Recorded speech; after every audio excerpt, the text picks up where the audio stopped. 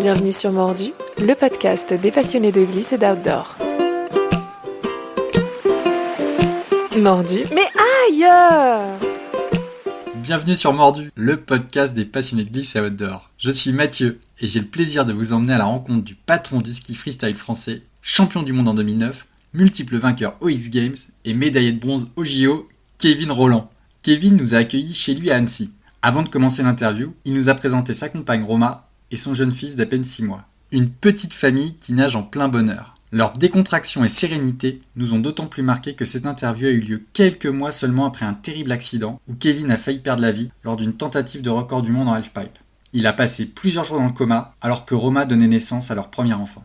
Dans cet épisode de Mordu, nous revenons sur l'incroyable discipline qu'est le halfpipe. Kevin nous explique comment il développe ses figures et a appris à apprivoiser sa peur. Il nous parle aussi visualisation et préparation mentale. Vous trouverez sur la chaîne YouTube de Mordu l'extrait de Canal utilisé pendant l'interview. Profitez-en pour regarder quelques autres runs et boîtes de Kevin. Pour ceux qui ne connaissent pas, vous allez halluciner. Kevin nous parle aussi de sa passion pour l'apnée. J'adore quand il nous raconte sa première fois, propulsé d'un coup dans le Grand Bleu de Luc Besson. C'est parti pour le 5e épisode de Mordu, Kevin Rolland, freestyler indestructible. Kevin, bienvenue sur Mordu, un grand merci pour ta disponibilité. Avec plaisir, merci pour l'invitation. Il y a deux choses moi qui me marquent chez toi en préparant cette rencontre. La première, c'est évidemment ton palmarès. Il est long comme le bras, je l'ai évoqué en introduction. Il y a une deuxième chose, c'est le niveau d'engagement dans ta discipline et les boîtes, les chutes que vous mettez, toi et les autres skieurs dans le pipe. Est-ce que pour avoir un palmarès comme le tien, il faut être un extraterrestre de la boîte? C'est une certitude, il faut savoir tomber. Après, quand tu fais du halfpipe, même les autres disciplines du ski freestyle, mais spécialement le halfpipe, tu sais que tu vas prendre des boîtes. Tu sais que c'est là et tu sais que ça va arriver. Donc il faut, on va dire qu'il faut aimer ton sport au point de se dire que ok, je vais m'en prendre quoi. Ça va arriver. C'est impossible de poser tout le temps parfaitement et de pousser les limites. Donc à partir du moment où on s'est fait à l'idée que ça allait arriver, on essaye juste que ça arrive le moins possible. Mais c'est vrai que ça tape fort. Et finalement, se mettre des boîtes, des tartes, c'est un peu ton job. Est-ce que des fois tu te dis le matin, je vais changer de job, je vais changer de discipline? Est-ce qu'il y a une lassitude? Comment tu gères ça? Pas vraiment. Je pense que la passion a pris le dessus sur la douleur, etc. Et puis moi, quand je tombe, quand je me fais mal, quand je me blesse, à chaque fois, je le prends plus comme un challenge. Genre, il faut que je revienne de cette blessure aussi fort qu'avant, voire enfin même meilleur qu'avant. Donc à chaque fois que j'ai eu des étapes dans ma vie où je me suis blessé, c'est tout de suite ce qui est venu dans ma tête. C'est comment je vais surmonter ça, quoi. Tu as eu une grosse blessure en mai 2019. Donc tout de suite, tu as ce challenge de remonter à dos de cheval très rapidement. Est-ce que pour toi, cette nécessité-là, elle est drivée par la passion? C'est-à-dire, tu skis depuis tout petit, c'est ton quotidien et finalement être coupé de cette passion, ce serait insupportable? Ou est-ce qu'elle est drivée par ta carrière professionnelle? Toi, tu as une particularité, ton job aujourd'hui, c'est que si moi demain je me casse la jambe, je peux continuer de travailler. Toi, c'est plus compliqué. J'ai été un peu confronté à cette question parce que, comme tu as évoqué, au mois de mai, le 30 avril exactement, j'ai eu un grave accident. Et lorsque j'étais à l'hôpital, je me disais, mais qu'est-ce que j'ai envie de faire? Ma famille, mon entourage pensaient que c'était un peu terminé et ne me projetaient pas l'idée que j'allais reskier comme avant. Et moi, j'ai vraiment mis de côté le côté business, justement, le côté je gagne ma vie avec le ski, etc. C'est pas du tout ça qui m'animait, même si forcément ça fait plaisir. Mais je veux dire, ce qui m'anime depuis que je suis petit, depuis que j'ai 6 ans, c'est l'envie de skier. Pas l'envie de faire du halfpipe ou de la compétition, même si j'adore ça, la compétition. Moi, ce qui m'anime, c'est d'être sur les skis, tous ces aspects. Tous ces aspects un peu freestyle, c'est-à-dire la poudreuse, le slopestyle, le big air, le halfpipe. Il se trouve que j'ai été bon en halfpipe, donc j'ai fait de la compétition et ça s'est plutôt bien passé. Mais moi, je suis vraiment un amoureux du ski. Alors quand on me dit qu'est-ce que tu as envie de faire dans la vie, si je réfléchis un petit peu, je dis j'ai envie d'aller skier là. Je me pose une autre question sur l'aspect professionnel aujourd'hui de ta passion, qui reste une passion comme tu le dis. Elle est vraiment toute simple. Je me suis dit, les athlètes professionnels en général, ils ont dans leur contrat d'assurance des clauses disant vous n'avez pas le droit de skier, vous n'avez pas le droit de faire du wakeboard, vous n'avez pas le droit de faire de la montagne et tout ça. Pour des mecs comme toi, dont c'est le métier de prendre des risques, c'est quoi toi, tes clauses d'assurance? Moi, je dépends pas d'un club de foot si je peux pas aider l'équipe si je tombe. Donc, en fait, si je me fais mal, il y a que moi que ça embête. Ça va être plus dur. Je vais avoir plus de mal à revenir au haut niveau. Je vais avoir peut-être moins de sponsors. Voilà. Donc, c'est plus de la prise de conscience personnelle. Je m'interrogeais sur le rôle de l'émulation. Sur les sports que je pratique, en freestyle, je vois deux types de personnes. Ceux qui ne vont tenter des trucs de fou que s'il y a des gens ou des potes du public qui regardent. Et au contraire, ceux ou celles qui s'entraînent dans leur coin et qui vont jamais rien tenter devant quelqu'un d'autre s'il le plaque pas parfaitement. Tu fais partie de quelle catégorie, toi? J'ai envie de te dire que je fais partie des deux catégories. L'idéal, le scénario idéal que tous les athlètes se font, c'est je vais faire mon saut, mon tricks dans mon coin, le montrer à personne et arriver à la compétition avec le nouveau tricks et surprendre tout le monde. Nous, on a un sport où il faut surprendre. Le juge, s'il voit un truc qu'il a jamais vu, il va avoir la main lourde sur la note, on va dire. Mais ça, c'est le cas idéal, mais ça se passe rarement comme ça. Après, moi, j'ai eu l'habitude tout au long de ma carrière de skier avec mon team, avec le Free Ski Project. Donc avec Xavier Bertoni, Benoît Valentin, Thomas Krief. On était un peu les quatre à se tirer la bourre. Et le fait d'être à l'entraînement ensemble et d'essayer des nouvelles choses ensemble, d'être encouragé, ça rapporte de l'énergie et ça aide beaucoup. Les seules fois où j'ai essayé de faire justement ça, me mettre dans mon coin tout seul, ça n'a pas marché bizarrement.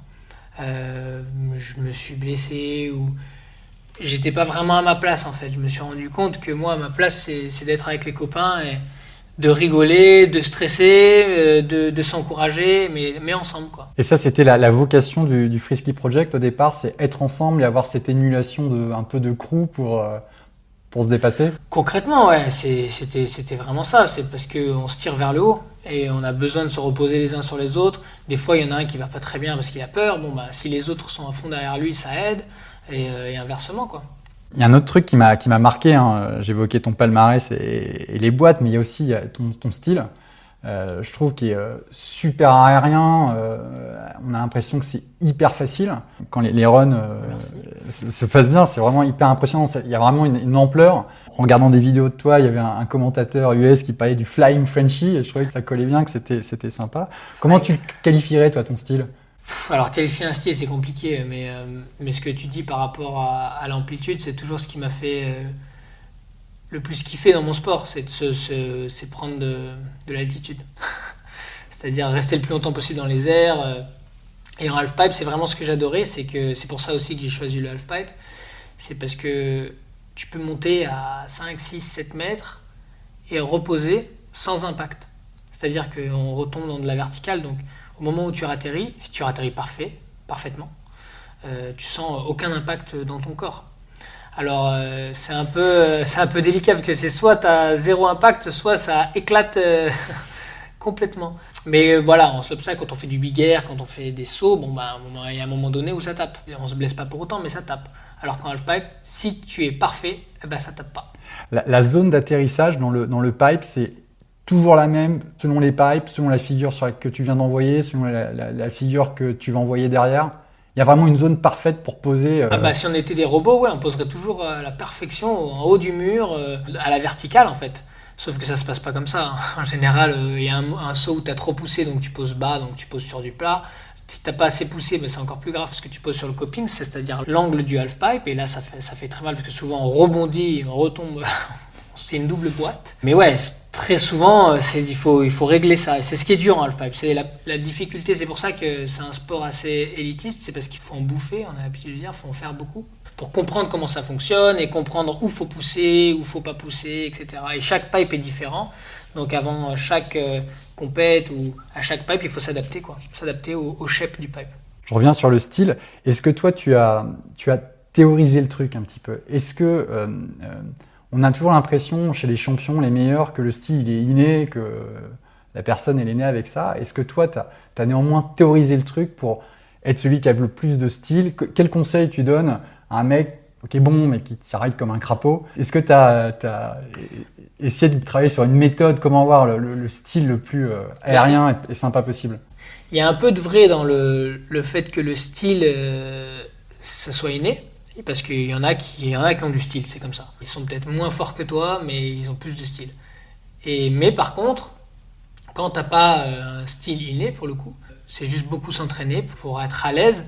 Et plus on est à l'aise, plus on va avoir du style. Et plus on va pouvoir travailler sur son style, sur la manière d'attraper ses skis, de prendre la pose en l'air, grosso modo. Ça vient avec l'entraînement. Mais c'est vrai que la personne qui a déjà du style à la base et qui s'entraîne comme toi, elle aura sûrement plus de style que toi, malheureusement. Tu disais que tu as inventé tes figures pour essayer de surprendre. C'est quoi tes sources d'inspiration? Comment tu fais pour inventer une nouvelle figure? J'invente une nouvelle figure déjà en regardant ce qui se fait déjà. Hein, c'est aussi bête que ça. On fait évoluer. La vérité, c'est qu'on fait beaucoup évoluer des figures qui existent et ça en crée des nouvelles. Mais on regarde d'autres sports. Moi, je regarde pas mal le snowboard. Le skate aussi, c'est une bonne source d'inspiration? Le skate, c'est une source d'inspiration. C'est la source d'inspiration numéro 1 des snowboarders. Et nous, on vient piocher sur l'entre-deux, c'est-à-dire le snowboard. Après, je regarde aussi le skate, c'est sûr. Mais par rapport à nos tricks, c'est un peu différent parce que il y a un petit peu moins cette notion aérienne, même si en verte, on les voit faire. Mais on regarde, c'est sûr.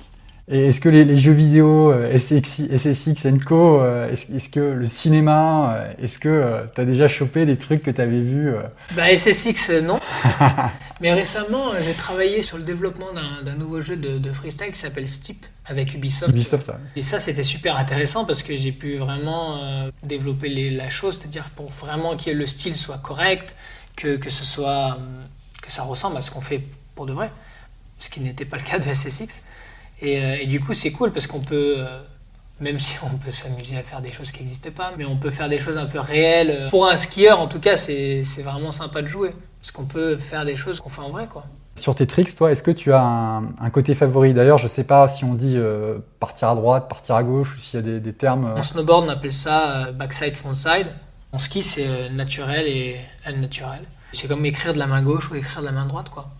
Moi, je tourne à gauche, par exemple. Depuis que je suis tout petit, les premiers sauts que j'ai fait naturellement, c'est tourner à gauche. Donc, tourner à gauche, c'est-à-dire que tes yeux vont partir au-dessus de ton épaule gauche. C'est-à-dire que je vais tourner du côté de mon épaule gauche. Mais très vite, on s'est rendu compte que, pas la mode, mais le ski évoluait vers le fait de savoir faire les sauts dans les deux sens. Donc, il a fallu un petit peu tout réapprendre. Apprendre à faire un 360 vers la droite, faire un cork 720 vers la gauche. Enfin, quand on arrivait à faire un saut à gauche, en général, on commence à essayer de le faire à droite. Comment tu prépares du coup là, un nouveau trick? Tu as un truc en tête? Comment ça va se passer? C'est quoi la première étape? La première étape, souvent, c'est un peu le trampoline pour se dépatouiller, pour un petit peu avoir les repères visuels. Ensuite, on va sur un airbag. Maintenant, c'est vraiment ce qui cartonne, c'est l'airbag. Donc, tu sautes sur un airbag, c'est-à-dire que tu peux poser sur la nuque, c'est pas grave. Ça va pas te faire beaucoup plus mal que si tu poses sur les pieds. Donc là, tu peux vraiment t'entraîner à l'avoir à la perfection et au bout d'un moment, quand tu vois que tu poses tout le temps sur les pieds, à ce moment-là, tu vas sur la neige. Ça, c'est le scénario idéal. Des fois, ça se passe pas comme ça. Des fois, tu le sens et il faut y aller et tu te lances sur la glace directement. Mais l'étape la plus facile, c'est ça. Ouais, t'as pas d'étape intermédiaire entre l'airbag et le halfpipe, quoi. Non, au bout d'un moment, il faut y aller. Ouais. Le truc, c'est que t'as beau avoir un saut, tu le fais 200 fois, tu le poses 200 fois sur l'airbag, ça peut changer quand tu vas le faire dans le dur, parce qu'il y a la peur qui rentre en compte. Quand tu fais un saut sur l'airbag, t'as pas peur, parce que tu crains rien. Et faire un saut sans peur, c'est beaucoup plus facile que quand tu stresses et que tu as les genoux qui tremblent au départ, quoi. Alors, tu parles de ton entraînement. Est-ce que tu peux nous décrire un peu ta semaine type d'entraînement? J'ai envie de dire, il n'y a pas de semaine type, hein, parce qu'on dépend beaucoup des conditions et des halfpipes, parce qu'il n'y en a pas beaucoup dans le monde. Mais je dirais qu'en général, on skie 2 à 3 heures par jour dans le halfpipe. Et puis on skie maximum 4 jours, parce qu'après on est cuit. Donc on fait 4 jours, une journée de récup, 4 jours, une journée de récup, quoi. Après, on fait beaucoup de préparation physique, mais ça c'est plus sur la période été-automne. Et là c'est énormément de préparation physique, avec quelques stages sur les glaciers en Suisse ou même en France. Mais majoritairement du physique pour arriver un peu costaud et prêt à encaisser les chocs et l'enchaînement des compétitions, quoi. Qu'est-ce que tu conseilles à un pratiquant du dimanche qui va skier, qui voit arriver la saison d'hiver? Qu'est-ce que tu penses qu'il peut faire pour pour se préparer en termes de renforcement physique, justement? Qu'est-ce que tu bosses? Tu fais de la muscu sur les quadriceps? Oh, c'est trop complexe, j'ai beaucoup de choses, mais pour monsieur tout le monde, je dirais juste avoir un bon gainage, parce que au moment où il faut envoyer les sauts ou même à atterrir, il faut être gainé. Et puis faire quelques squats pour se faire un peu chauffer les cuisses avant d'attaquer, hein, parce que ça chauffe vite les cuisses en début de saison quand ça fait longtemps que tu n'as pas skié. T'évoquais le trampoline, tu y passes beaucoup de temps, c'est un truc que tu pratiques assidûment ou c'est plus accessoire? Alors, le trampoline, moi, je le conseille. Je le conseille justement aussi aux gens qui débutent parce que moi, quand j'étais petit, j'en ai fait énormément. C'est vraiment ce qui m'a donné un peu de la facilité dans les airs, j'ai envie de dire. Mais avec le temps, j'en ai fait beaucoup moins. Aujourd'hui, honnêtement, j'en fais presque plus. Je fais beaucoup d'airbag, mais je fais pas beaucoup de trampoline. Alors bon, c'est très personnel, hein, c'est parce que j'aime pas ça. D'accord. Mais y a plein de riders qui sont très bons et qui font énormément de trampoline. Mais je le conseille pour commencer parce que, encore une fois, c'est vraiment sur le trampoline qu'on se dépatouille, qu'on prend conscience un peu de son corps dans les airs. Est-ce que tu pratiques d'autres sports dans le cadre de ta préparation ou juste pour le plaisir? Alors moi, je fais beaucoup d'apnée, de la plongée en apnée. C'est quelque chose que j'ai découvert, que j'ai toujours aimé depuis que je suis gamin et que j'ai découvert un peu plus sérieusement il y a 5 ans, il me semble, avec Pierre Frolat, donc un recordman du monde d'apnée à Monaco. Et il m'a amené sur une gueuse, donc c'est un petit peu comme le Grand Bleu, tu t'accroches à un truc et tu descends. J'ai découvert en fait des sensations que je connaissais pas et ça m'a... quand on découvre un nouveau truc à presque 30 ans, ça fait cool. Raconte-nous le premier truc. Donc, vous êtes à Monaco, vous prenez c'est quoi, c'est en piscine ou c'est déjà ça? Non, à Monaco, je rencontre donc lors d'un gala au Sportel Pierre Frolat, donc l'apnéiste, et il me dit, qui est devenu un très bon pote à moi maintenant, et il me dit, je lui dis, je suis trop fan d'apnée, j'adore ça. Bon, je suis fan d'apnée, je veux dire, je retenais mon souffle dans le bain, quoi. Dans la baignoire. Comme tout le monde. Ce qui est très dangereux d'ailleurs. Parce qu'on peut faire des syncopes et que personne ne va venir t'aider. Mais bref, et du coup il me dit demain à 7h on va plonger, tu viens? Je dis oui. J'ai poussé mon billet d'avion, je suis allé. Et en plus c'était une journée gueuse, donc gueuse c'est tu t'assois en fait, il y a un poids, tu ouvres une manivelle et la machine descend. À l'aide du poids, elle descend dans la profondeur. Donc en fait t'as pas besoin de palmer, t'as pas besoin de nager, t'attends juste, tu fais juste passer tu décompresses juste tes oreilles, tu compenses juste tes oreilles. Et pour la première journée, je suis déjà descendu à 40 mètres ou 35 mètres, je sais plus. Et encore une fois, j'ai vraiment découvert des sensations avec la profondeur, la pression énorme. Et puis vu que j'aimais ça à la base, ça m'a réconforté dans l'idée que je voulais faire ça maintenant. Et donc tu t'es retrouvé là la première fois, donc tu sautes à l'eau, tu t'accroches au truc, là ils te disent on va t'envoyer à... Non, il me dit, au début je devais descendre à peut-être 5, 6, 7 mètres, ça dépend en fait, c'est toi qui dis stop, là c'est bon. Sauf que les oreilles elles sont passées parfaitement, donc tant que mes oreilles elles passaient, moi je disais pas stop, donc c'est lui qui m'a arrêté à 35 mètres quoi. Parce que moi j'avais l'image du Grand Bleu, du truc qui te tire vers le bas. Oui, mais tire vers le bas, mais en fait, tu as une petite poignée et tac, si tu la fermes, ça s'arrête instantanément. Et après, tu tournes sur une bouteille d'oxygène et ça crache de l'air et tu remontes à fond. Bon, ça, c'était le côté un peu ludique. Après, l'apnée, c'est pas ça. À la base, tu descends le long d'une corde, à la palme ou à l'aide des mains ou à la nage. Ce que j'ai fait après par la suite, la majorité du temps. Mais la gueuse, c'est le petit truc un peu funky, quoi. Et le gros travail au départ quand tu commences l'apnée, c'est le travail sur les oreilles. C'est quoi la difficulté? C'est les oreilles, c'est plutôt retenir son souffle le plus longtemps possible. Le côté technique, oui, c'est si tu veux faire de la profondeur, c'est que tes oreilles elles passent correctement, parce que si ton oreille elle passe pas, tu descends pas. C'est sûr que non, parce que même si des fois tu as le plus grand des champions, le champion du monde, des fois à 2 mètres ça bloque. Et il ne peut pas descendre. Donc c'est vraiment sur les oreilles qu'il faut travailler. Et sur le souffle, forcément, sur la capacité pulmonaire, comment remplir ses poumons d'air à un maximum. Dans la vie en général, quand on parle, quand on mange et tout, on n'a que la moitié des poumons qui récupèrent de l'air. Là, on essaie de les gonfler à 100%, voire à 110%. On découvre qu'en fait, on peut rester sous l'eau bien plus que ce qu'on ne croit. N'importe qui, n'importe quelle personne, même pas sportive, elle peut rester 2 minutes sous l'eau, juste en ayant 3 techniques rapido, quoi. C'est quelque chose que tu pratiques l'hiver ou c'est forcément en pleine mer? Alors, c'est un peu mon problème, c'est que moi, je peux pas le pratiquer du tout en hiver. Donc, j'ai une petite pause je fais 6 mois d'apnée, une pause de 6 mois, 6 mois d'apnée, une pause de 6 mois. Et le problème, c'est que je repars à zéro à chaque fois parce que, en fait, le corps, il faut qu'il s'adapte à la pression. Et une fois qu'il commence à être adapté, eh ben, j'arrête. Donc, mon corps se redurcit et il faut que je retrouve le moyen d'adapter à la pression quand je rattaque. Ça, c'est une pratique que tu as uniquement pour ton plaisir ou tu y vois des gains pour ta pratique au quotidien? Ça a commencé uniquement pour mon plaisir et je me suis vite rendu compte que, alors vraiment sur l'aspect mental, ça m'apportait des choses. En fait, moi, ce que j'ai toujours recherché, ce que je pense que tous les athlètes recherchent au moment d'une performance, c'est de vivre le moment présent. C'est-à-dire que c'est pas si simple, mine de rien. Quand il y a de l'enjeu, tu penses déjà, faut que j'aille sur la boîte, alors que non, il faut penser à faire tes sauts pour arriver à être sur la boîte, quoi. Et l'apnée, ça m'aide à ne pas griller les étapes, à être vraiment dans le moment présent, parce que quand tu pars pour une apnée de 2 minutes, c'est seconde par seconde, quoi. Tu peux pas voir trop loin, parce que 2 minutes, dans 5 minutes, tu seras mort, hein, donc si t'as pas tout fait. Ça nous fait rentrer un peu dans un état de pleine conscience et c'est ça que j'aime bien. Il y a une séquence que j'adore sur le web à propos de préparation, c'est 10 secondes. À plus de 10 mètres de hauteur, il enchaîne 5 figures au nom encore inconnu sur la planète sport. Là, t'arrives tranquille, tu drops, bien confiant. Double Malthus, je garde le mid, je pose devant. Flat 3, je laisse tranquille. Je pose switch 9, beaucoup de jus, je pose parfait. Switch and lat, je voyage un peu pour prendre du speed en double corps. La double corps, je pousse de toutes mes forces, je mets tout le jus que j'ai, je chope mon mute, je pose devant. Et là, tu mets plus. Ouais! J'adore cette séquence. Bon, Nekfeu a qu'à bien se tenir. Est-ce que tu peux nous expliquer un peu l'importance justement de la visualisation?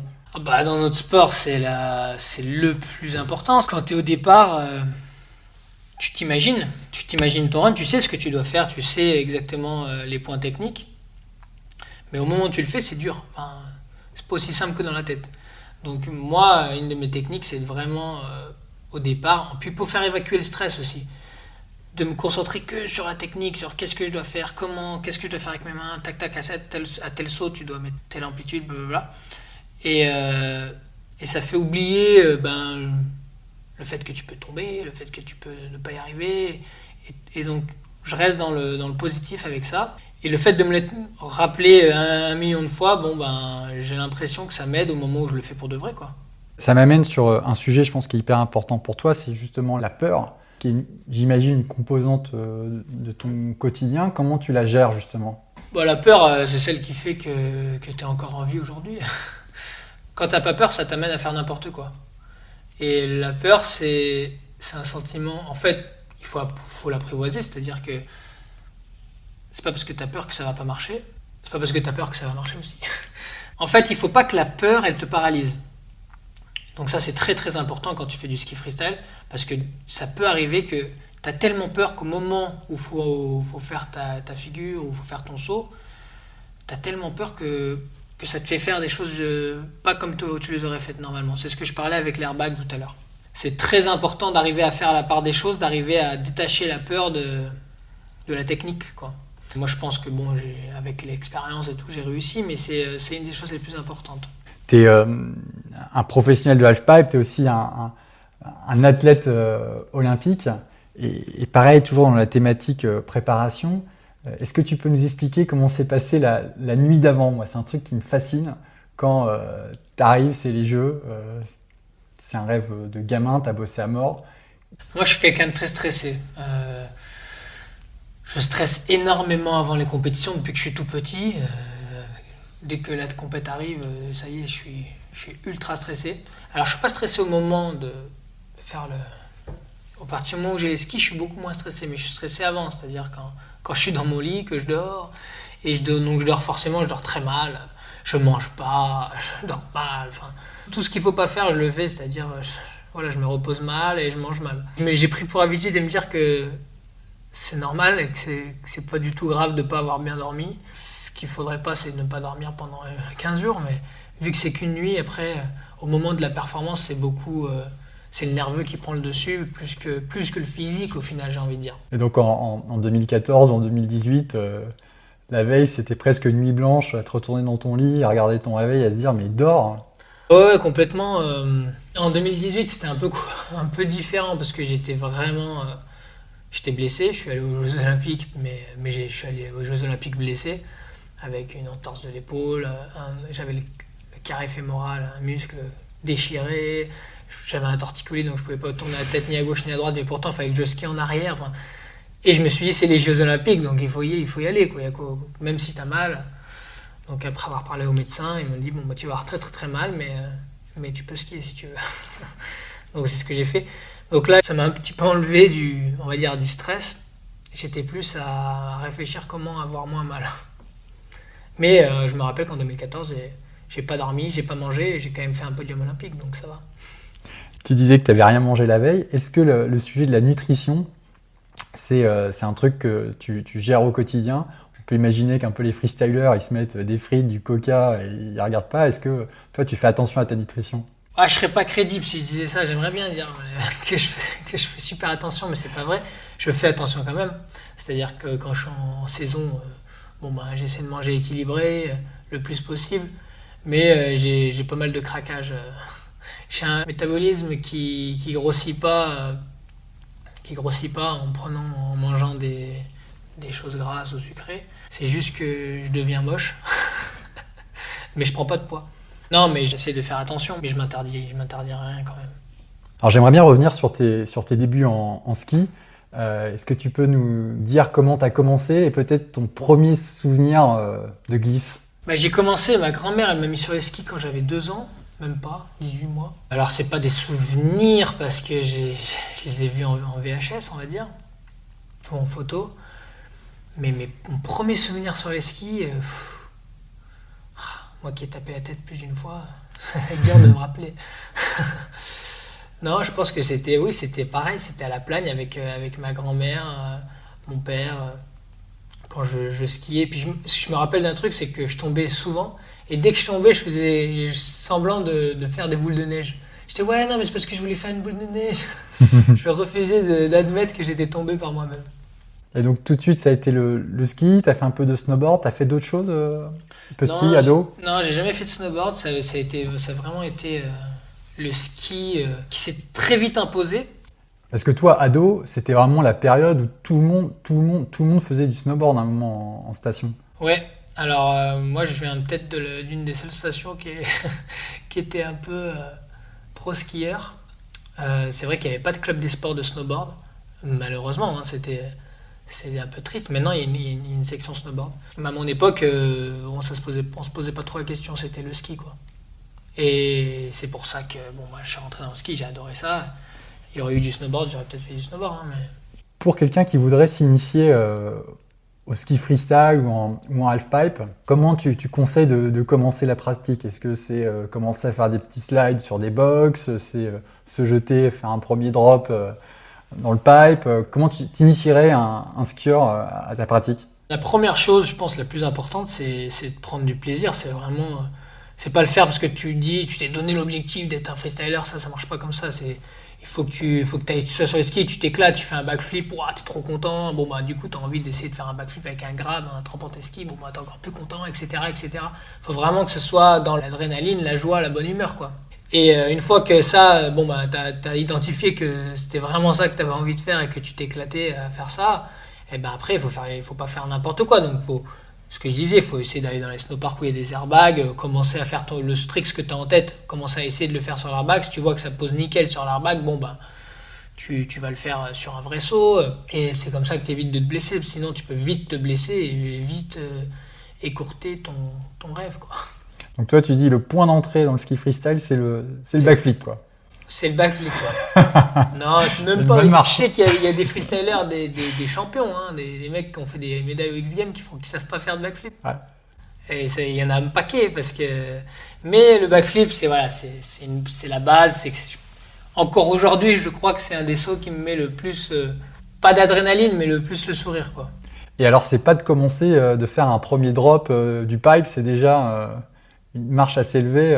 Tu te rends vite compte, de toute façon, les premières fois où tu rentres dans un halfpipe, tu te rends vite compte que c'est pas du tout comme tu l'avais imaginé. Hein. Tu te retrouves en face d'un mur glacé. Tu te dis, mais comment c'est possible?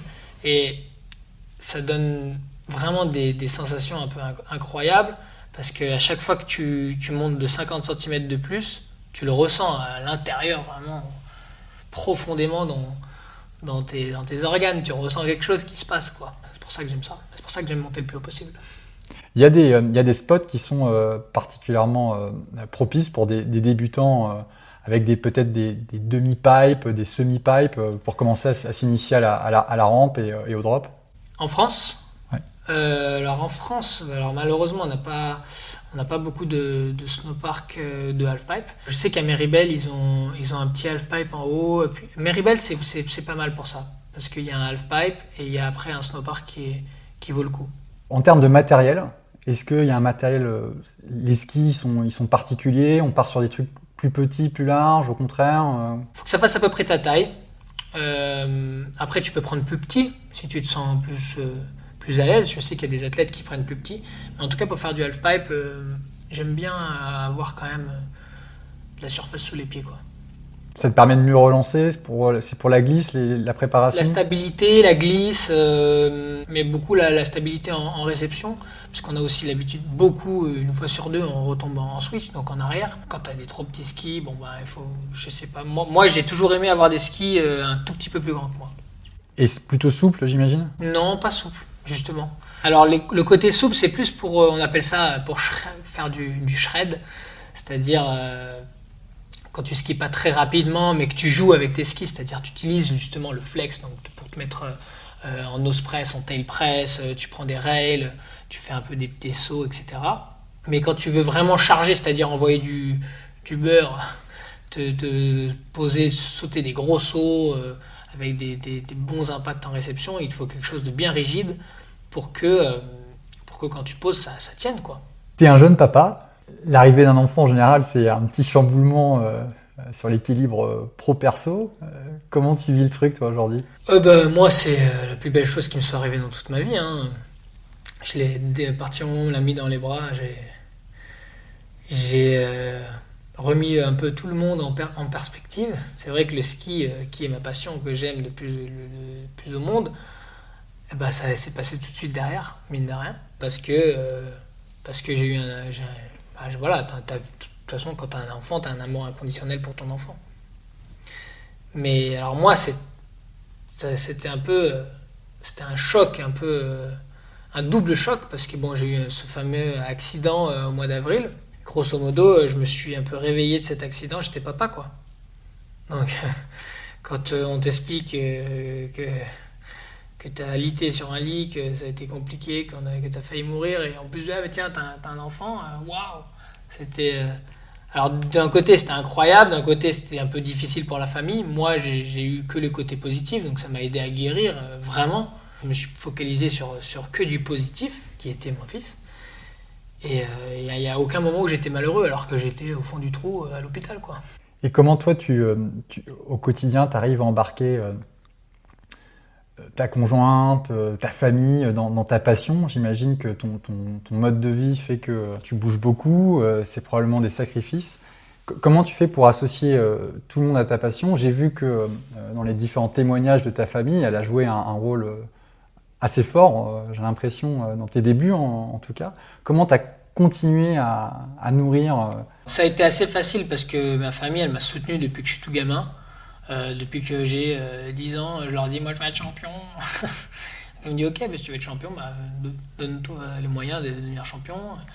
Et bon, c'est ce que j'ai réussi à faire. Donc, mais ma famille a toujours été derrière moi, elle m'a jamais mis de bâton dans les roues. Et quand j'ai rencontré Roma, pareil, elle m'a soutenu, elle est venue me voir sur les compétitions. Au début, elle me suivait, elle venait me voir aux États-Unis. Enfin, elle a toujours fait partie de ma vie de skieur. Donc ça a été assez facile et ça m'a même aidé. Après, c'est vrai que quand tu as un gros accident, la famille commence à se poser des questions, mais ça dure pas longtemps. À partir du moment où tu commences à reprendre des forces et à être en forme, la famille aussi accepte que tu as envie d'y retourner, quoi. Est-ce que y a des trucs que tu n'as jamais essayé et que tu rêverais d'essayer? Dans la glisse, il y a plein de choses. Tu parlais du kite tout à l'heure. J'en ai jamais fait. Et tout le monde m'a dit que c'était cool. Le surf, j'en ai déjà fait, mais j'aimerais en faire plus. Parce que j'adore ça et j'en fais qu'une fois par an, donc j'arrive pas à être assez bon pour vraiment m'éclater. J'ai jamais fait si, j'ai déjà fait de la chute libre, mais j'aimerais en faire un peu plus. Tu voyages notamment aux États-Unis dans le cadre de ta préparation. Est-ce que toi, les trips à l'étranger, ça fait partie de ton programme? Est-ce que c'est une façon de vivre ta passion? Est-ce que tu voyages beaucoup? Je voyage énormément depuis que j'ai à peu près 18 ans. Et c'est ce que j'adore voyager. Après, j'ai une relation au voyage qui est différente. C'est-à-dire que je vais quand même tout le temps aux mêmes endroits, aux mêmes périodes.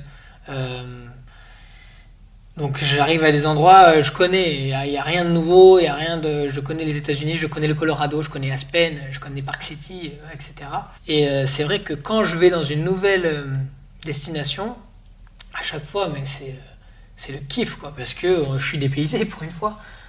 Alors que quand je vais en Nouvelle-Zélande en été, tout le monde me dit « Waouh, la chance, c'est génial !» Je dis « Ouais, mais moi je vais à Wanaka, ça fait 10 ans que j'y vais tous les ans au mois d'août, bon, je connais, quoi. » Alors quand tu pars vers une nouvelle destination, tu es du genre à improviser ou tu prépares ça longtemps en avance? Moi je suis tout à l'impro.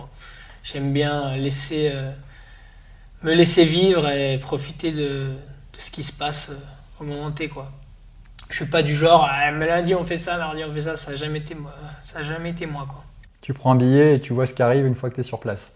Et forcément j'organise un peu, parce que souvent quand j'y vais c'est pour skier, hein, donc j'organise pour que le ski se passe comme il faut, mais sinon oui, les à côté on les improvise. Comment tu trouves, quand tu pars dans un nouvel endroit, les bons contacts ou les bons gars qui vont t'amener sur les bons endroits? C'est assez facile parce que là où je vais pour le ski, c'est des destinations de ski, donc au sein de mon entourage je connais forcément quelqu'un qui y connaît, donc on se passe les tuyaux comme ça, quoi.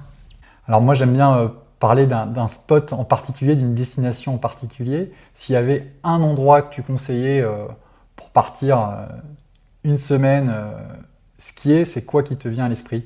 Alors moi je vais pas être original du tout, mais là où je m'éclate le plus, à skier, je parle vraiment à aller skier sur le domaine hors piste, c'est à La Plagne, c'est chez moi, c'est en France. Mais réellement, genre, vu que je connais le terrain, etc., alors il y a moins cet aspect de découverte, mais il y a cet aspect où je suis chez moi, je connais, je sais le moindre mouvement de terrain, je sais que là ça peut sauter, là-bas ça peut pas parce que derrière il y a de la mauvaise neige. Enfin tout ça c'est quand même agréable, quoi. J'ai l'impression d'être dans mon salon. Et La Plagne, c'est une destination plutôt tough ou famille?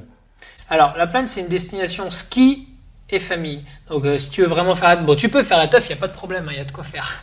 Mais à la base, son identité, c'est une station familiale. Sur le papier, les pistes, c'est des super pistes qui sont très bien aménagées pour beaucoup de personnes. Mais il y a aussi un domaine hors piste qui est juste incroyable. Je pense qu'il fait partie des meilleurs domaines hors piste du monde, réellement, avec la liaison avec les arcs aussi. Il y a la fameuse face nord. La face nord, c'est un des hors-pistes, pareil, un des hors-pistes les plus connus du monde. Et je vais dire des bêtises, mais c'est énormément de dénivelé. Énormément de dénivelé. Tu pars du haut du glacier et tu te retrouves dans le village tout en bas, quoi. C'est rare de pouvoir skier autant de la bonne neige aussi longtemps, quoi. J'ai une dernière question pour toi. Est-ce qu'il y a quelqu'un que tu aimerais écouter dans un prochain épisode de Mordu? Étant donné qu'on a beaucoup parlé d'apnée, moi j'ai mon pote Stéphane Toureau qui est vice-champion du monde d'apnée, qui est à Annecy aussi, qui s'entraîne beaucoup dans le lac d'Annecy et je pense qu'il est intéressant, il a plein de choses à dire. Je serais ravi de le contacter et de l'avoir ici. Kevin, un grand merci, c'était top. Avec plaisir. À très bientôt. Ouais, à plus. J'espère que vous avez pris autant de plaisir que moi lors de ce tête-à-tête avec Kevin. Sa passion, sa décontraction et sa résilience m'ont complètement bluffé, presque autant que les vidéos de ses exploits. Dans le prochain épisode de Mordu, nous partons à la rencontre de Christophe de France, développeur d'une machine incroyable, le Foal électrique. Christophe reviendra sur les débuts du foil et les formidables innovations en cours. Accro de glisse et de snowboard, il nous racontera comment il vit sa passion au quotidien du côté de Perpignan. En attendant, merci à tous pour vos messages et commentaires sur les réseaux sociaux Insta et Facebook, ça nous fait super plaisir. Continuez et mettez 5 étoiles à Mordu sur Apple Podcast, ça nous aide énormément. À très vite sur Mordu!